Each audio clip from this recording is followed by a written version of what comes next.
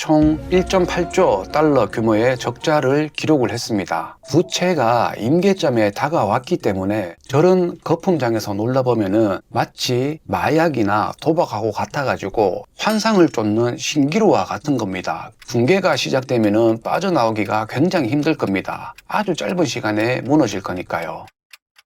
오늘은 지금 미국에서 벌어지고 있는 엄청난 일에 대해서 이야기를 해보려고 합니다. 미국 정부가 매년 2조 달러, 2,800조 원이 넘는 돈을 빌려야 한다는 사실을 알고 계셨나요? 그것도 작년에 2025년의 경우 8월 이후에 말입니다. 그리고 이게 올해에도 내년에도 내후년에도 계속된다면은 과연 이 상황이 어떻게 전개가 될지 한번 살펴보겠습니다. 2025년 작년 상반기 때 미국 정부는 아주 묘한 방식으로 돈을 조달을 했습니다. 연기금과 재무부에서 돈을 끌어다 쓰면서 신규 국채를 발행을 하지 않았죠. 그런데 문제는 그 뒤부터입니다. 상반기에 빌려 쓴 그 돈을 갚아야 하고 3분기, 4분기에 쓸 돈을 빌려야 했기 때문에 하반기에 2조 달러 규모의 신규 국채를 발행을 해야 하는 상황이었습니다. 그리고 3분기에 1조 달러 규모의 신규 국채를 발행을 실제로 합니다.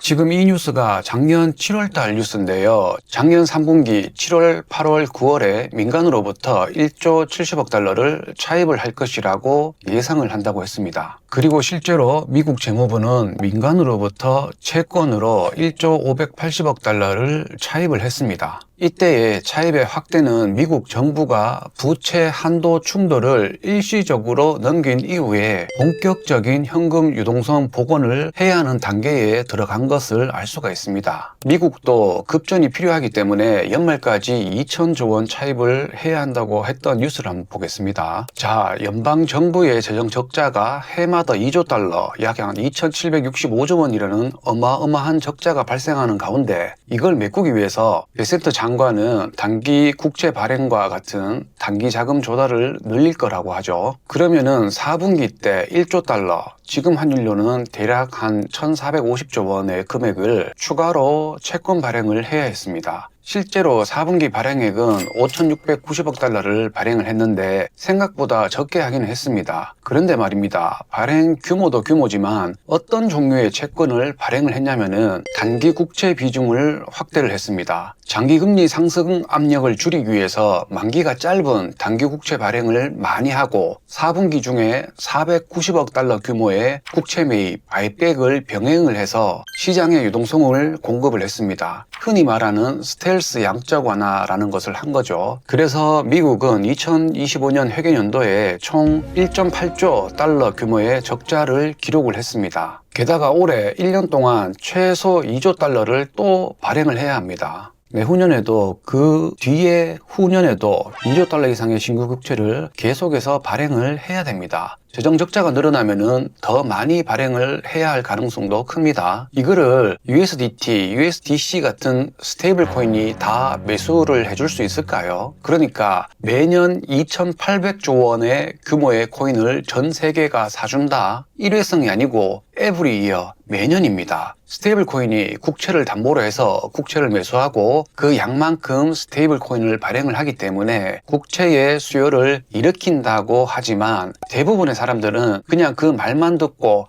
그런갑다 생각할 수도 있습니다. 하지만 이렇게 디테일하게 숫자를 보면은 절대로 가능할 수가 없는 것이라는 걸 알 수가 있습니다. 1조는요, 1억이 만 개입니다. 즉 2,800조 원은 1억이 2,800만 개란 말입니다. 이걸 매년 전 세계가 사준다고요? 사실상 세상이 개벽이 되어도 불가능한 얘기입니다. 그래서 미국의 장기 국채는 금리가 오를 수밖에 없는 것입니다. 앞서 베세트 재무장관이 금리가 낮은 단기채로만 발행한다고 했었죠. 당연히 스테이블 코인이 재정 적자를 메꿀 국채를 다 매수를 해주지 못하니까 이걸 금리가 낮은 단기 국채로만 발행을 하는 것입니다. 트럼프는 연준이 기준금리를 인하를 하면은 향후에 장기채로 발행을 하겠다는 계획을 가지고 있는 것 같습니다. 장기 국채를 지금 사버리면은 10년에서 30년 동안 그 이자가 높은 이자로 고정이 돼버리니까 그게 무서워가지고 단기로 국채 발행을 하고 버티기를 한 다음에 나중에 장기채가 내려가면은 그때 장기 국채를 발행을 하겠다는 심산인데요. 하지만 인플레이션을 잡지 못하면은 페드가 연준이 기준금리를 인하를 해도 절대로 국채금리는 내려갈 수가 없습니다. 왜 그럴까요?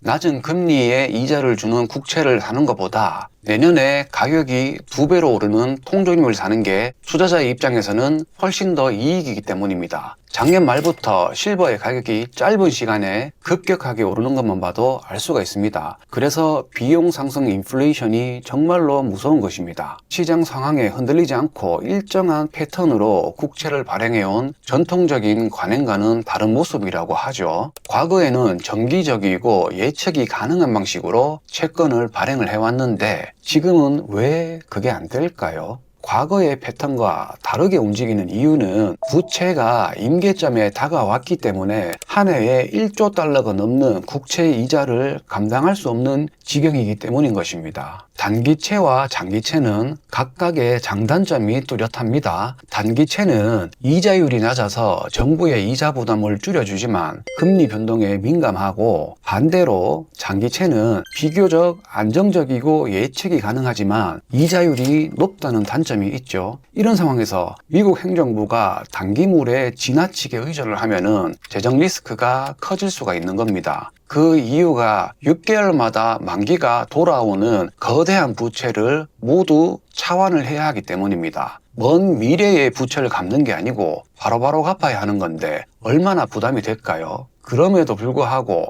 그렇게 하는 이유는 장기채를 발행을 하면은 시장금리가 엄청나게 오르고 또한 높은 이자를 오랫동안 미국 정부가 감당을 해야 하기 때문입니다. 당장에 어떻게든 해결을 해보려고 꼼수 같은 걸 쓰는 건데 비용 상승 인플레이션이 발생을 해버리면 절대로 시장 금리는 내려가지가 않습니다. 쉽게 여러분들이 돈을 은행에 맡겼는데 금리를 10%를 주면은 주식 투자 그거 하실 건가요? 금리가 낮으니까 리스크를 안고 주식 투자를 개미들이 들어가는 거죠. 동일한 원리로 통조림 가격이 물가가 2배로 100% 오르고 있는데 2% 3%짜리 금리를 주는 채권을 누가 사려고 할까요? 비용 상승이 유발한 인플레이션으로 화폐 가치가 하락하는 현실이 되면은 시중금리는 절대로 내려갈 수가 없는 것입니다. 중앙은행이 돈을 찍어서 유동성을 푸는 통화정책으로 경제를 살리는 거, 정부가 재정정책으로 시장에 유동성을 공급을 해서 경제를 살리는 것, 그러한 것들도 결국에 비용 상승 인플레이션이 발생을 하지 않았다는 그 조건값에서만 가능한 것입니다. 이 얘기가 만약에 궤변이라면은 베네수엘라나 아르헨티나 같은 나라도 돈을 찍어서 경제를 살리면 됩니다.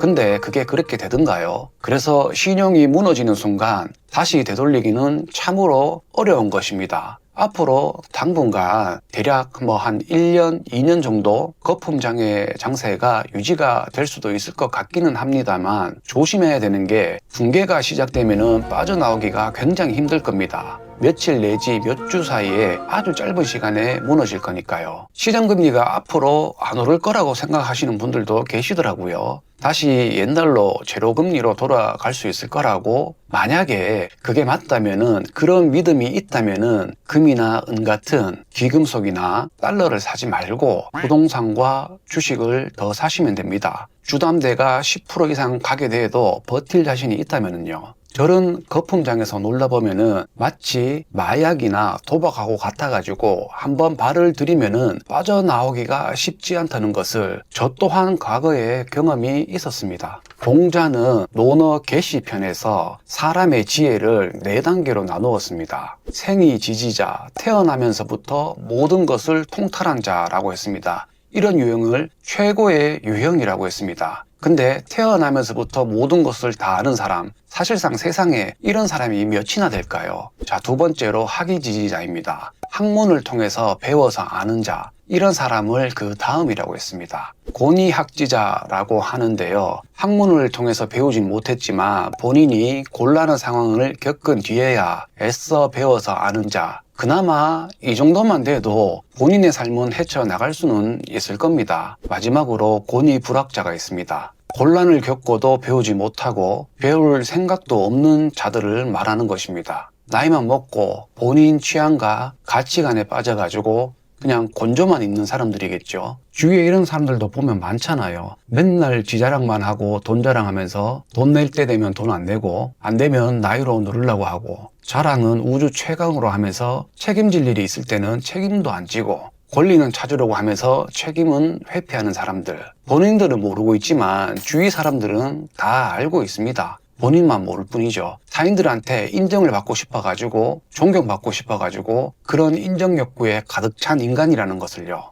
제가 정말로 좋아하는 동생이 있는데 정말 저하고 코드도 잘 맞고 오랜만에 만나도 항상 좋은 동생입니다. 근데 이 친구가 참으로 안타까운 게 10년 이상 해외 선물을 하고 있습니다. 현물은 안 하고 오로지 선물 거래만 합니다. 난이도 최악이라는 나스닥 100 같은 그런 거예요. 많이 벌 때는 몇 천만 원 가지고 한 해에 10억 가까이 번 적도 있었습니다. 그때 벌고 나서 그 방법을 저한테 가르쳐 주겠다고 해서 가회도 받고 그랬거든요. 그 방법이라는 게 완전 초단타로 이슬을 걷어가지고 티끌을 모아서 태산을 만든다는 개념이라서 계속 잠도 안 자고 계속 쳐다보면서 의사결정을 해야 되는 겁니다. 정확하게 저는 한 이틀 정도 해보고 안 맞다 싶어가지고 선물거래 프로그램 자체를 지워버렸습니다. 너무 화가 나가지고 프로그램을 지워버리고 나중에 하루 이틀 뒤에 포지션이 들어가 있는 상태란 걸 기억을 해가지고 깜짝 놀라가지고 다시 들어가서 포지션 청산하고 그 뒤부터는 아예 쳐다보지도 않거든요. 그 자체가 10시 넘어가지고 거래를 해야 되기 때문에 잠 안 자고 하는 게 저한테는 정말 맞지 않더라고요. 돈을 딴다는 보장이 있다면은 잠을 자지 않고라도 기회비용을 놓치지 않기 위해서 했겠지만은 그거는 환상을 쫓는 신기루와 같은 겁니다. 그냥